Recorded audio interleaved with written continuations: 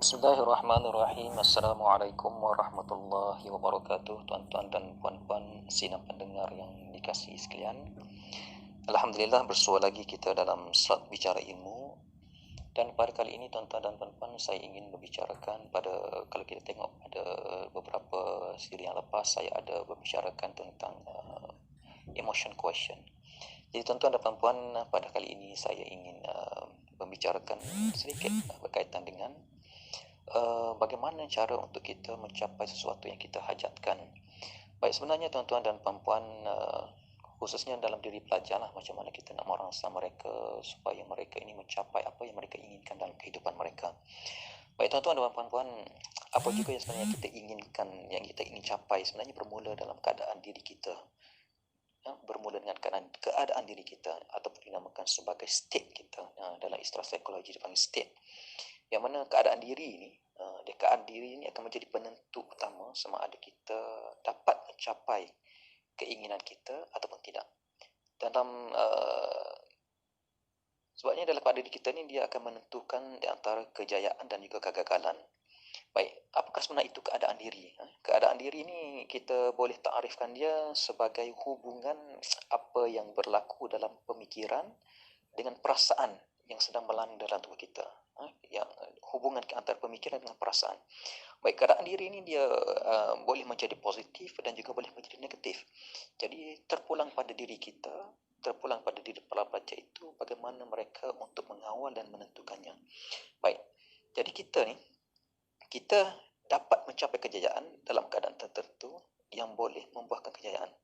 Baik, keadaan diri yang seronok, fokus, bertenaga, tenang, dan keadaan-keadaan lain yang positif, meletakkan diri kita dalam posisi untuk kita mencapai kejayaan.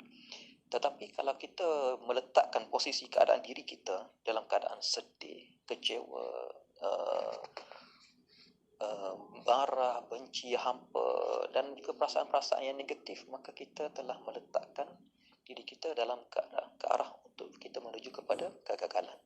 Baik, jadi keadaan diri ni kita ni sentiasa berubah-ubah dan dia sentiasa boleh melompat-lompat daripada satu keadaan ke satu keadaan yang lain dalam setiap saat.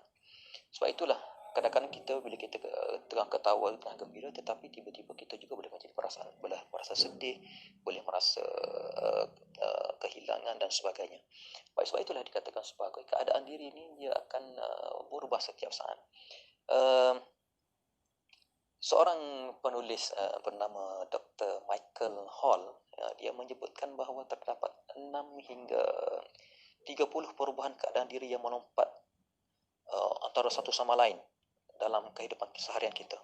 Maksudnya dalam seharian kita ni keadaan diri kita ni dia akan berubah antara 6 hingga 30 kali.